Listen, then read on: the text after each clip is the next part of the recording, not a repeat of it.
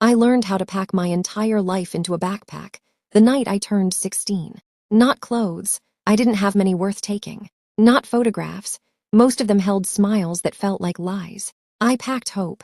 I didn't know if it would be enough, but it was the only thing that didn't belong to the house I was leaving behind. My name is Emily Carter. I'm 23 years old now, and I'm telling this story from the living room of my small apartment in Ohio. There's a thrift store couch behind me, a chipped coffee table I refinished myself, and a window that lets in more light than any room I grew up in. I'm safe here. That's something I still have to remind myself of sometimes, that I'm safe. When people look at me now, they see a college graduate finishing her nursing degree, a girl with soft brown hair and steady hands, someone who volunteers at the local youth center on weekends. They don't see the girl who used to sleep with her shoes on in case she needed to run. They don't see the bruises I learned to hide under long sleeves in July. They don't hear the way my heart still races at the sound of raised voices. I was born in a small town where everyone knew everyone, the kind of place where Friday night football mattered more than national news and neighbors waved from their porches. From the outside, my family looked ordinary. My dad worked construction. My mom stayed home. We went to church on Easter and Christmas. We smiled for school pictures. But behind our front door, the air felt different. My father had a temper that could ignite without warning. It started with shouting, sharp, cutting words that made you feel smaller than the dust floating in the sunlight. Then came the slammed doors, the thrown objects. Eventually, it became hands. The first time he hit me, I was 10. I'd spilled orange juice on the kitchen table. It wasn't the spill that triggered him. It was something else, something invisible that had been simmering all day. The slap came fast and loud. My ears rang. My mother stood frozen by the sink. Later, she told me, "He's just stressed. Don't make it worse." That became the rule of the house. Don't make it worse. Don't talk back. Don't cry too loud. Don't bring friends over. Don't tell anyone. By 13, I had learned how to read his footsteps the way other girls read text messages. Heavy steps meant anger. Slow, dragging steps meant he'd been drinking. Silence was the worst. It meant something unpredictable. My mother wasn't physically violent, but fear had hollowed her out. She moved through the house like a ghost, apologizing for things that weren't her fault. When I asked her once why we didn't leave, she said, "We have nowhere to go." But I did have somewhere to go. Not physically, not yet. I had my mind. School became my refuge. I stayed late whenever I could, volunteering in the library, helping teachers stack chairs. I joined the track team not because I loved running, but because it kept me away from home until sunset. I studied hard, clinging to the idea that grades might be my ticket out.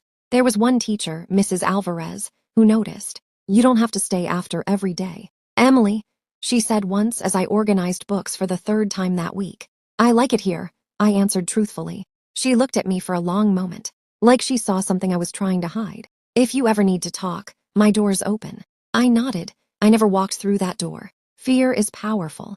It tells you that speaking up will make everything worse, that no one will believe you, that you'll break your family apart, and it will somehow be your fault. When I was 15, the violence escalated. My father lost a job and started drinking more. One night, after accusing me of looking at him with disrespect, he shoved me hard enough that I hit the corner of the kitchen counter. I remember the metallic taste of blood in my mouth, and the way the ceiling seemed to tilt. That night, lying in bed with an ice pack wrapped in a towel against my cheek, I made a decision. I would leave at 16. It wasn't a dramatic plan. I didn't have secret savings hidden under a floorboard. I had $23 in a jar from babysitting and a half-filled notebook, where I'd written down the phone number of a youth shelter 2 towns over, copied from a flyer in the school counselor's office. I counted down the days quietly. On my 16th birthday, there was no cake, no celebration. My father didn't remember. My mother whispered, "Happy birthday," before he came home from work. That night, he was angrier than usual. I don't even remember what started it. I remember the shouting, the crash of a chair, my mother crying, and then his hand grabbing my arm so tightly I thought it would bruise in the shape of his fingers. Something inside me snapped, not in rage but in clarity. If I didn't leave now, I might never leave. I waited until the house went silent. I slid my backpack from under the bed. Inside it, I placed 2 t-shirts, a pair of jeans, a toothbrush, my notebook, and the $23. I hesitated, then added 1 photograph, a picture of me at 8 years old. Before things got bad, I wanted proof that girl had existed. I didn't write a note. I didn't slam the door. I walked out quietly at 2:17 a.m., the digital clock on the microwave glowing in the dark kitchen. The night air felt cold and enormous. I walked 3 miles to the highway and caught a bus at dawn using most of my money. My hands trembled the entire ride. I kept expecting someone to grab my shoulder and tell me to go back. No one did. The youth shelter was smaller than I'd imagined, a brick building tucked behind a grocery store. When I stepped inside, the smell of coffee and disinfectant hit me at the same time. A woman with tired but kind eyes looked up from the front desk. "Can I help you?" I opened my mouth, but no words came out. Instead, tears did.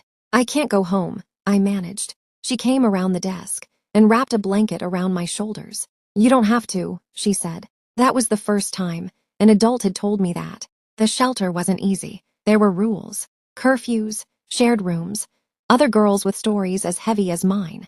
Some nights, I cried into a pillow so no one would hear. Some days, I wondered if I'd made a terrible mistake. But no one yelled there. No one hit. No one made me feel small. I enrolled in a new high school with the shelter's help. I worked part-time at a diner after classes, saving every tip.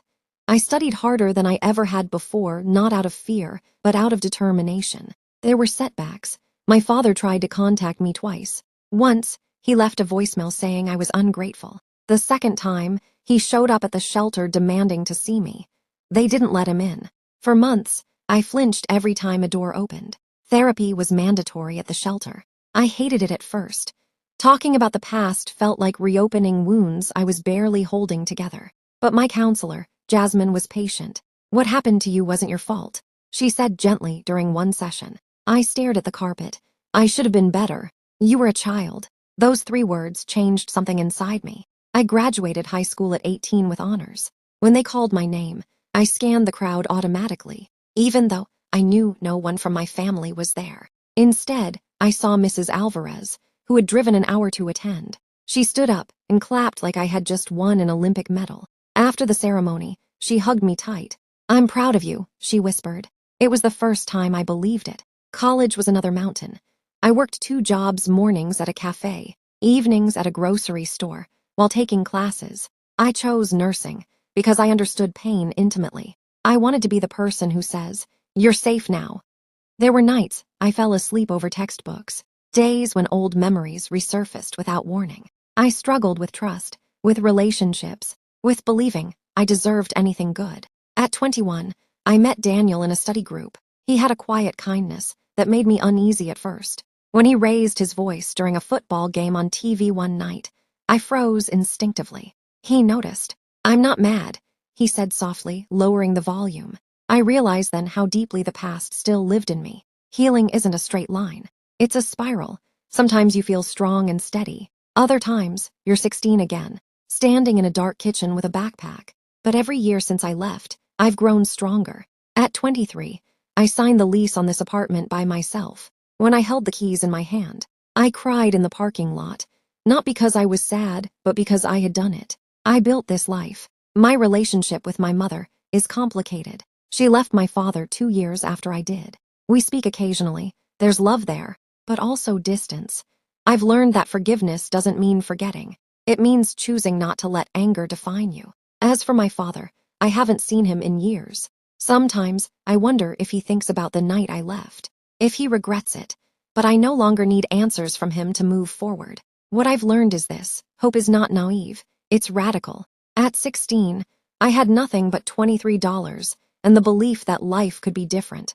That belief carried me through hunger, fear, loneliness, and doubt. It carried me to classrooms and hospital hallways and this quiet living room where I can finally exhale. To anyone listening who feels trapped, in a house, in a relationship, in fear, I won't pretend leaving is easy. It's terrifying, it's messy, it will break your heart before it heals it, but staying can break you completely. You are not responsible for someone else's violence. You are not weak for wanting safety. You are not selfish for choosing yourself. I left my abusive home at 16 with nothing but hope. Today, at 23, I have peace. I have purpose. I have a future I built with my own hands. And sometimes, late at night, when the apartment is quiet and the world feels still, I think about that girl walking down a dark road with a backpack and trembling hands. I wish I could reach back through time and tell her what I know now, that she will survive, that she will grow into someone strong and compassionate and free, that one day she will sit in a sunlit room, telling her story not with shame, but with courage. If I could whisper one thing to her, it would be this: keep walking, because on the other side of fear, there is a life waiting, and it is yours.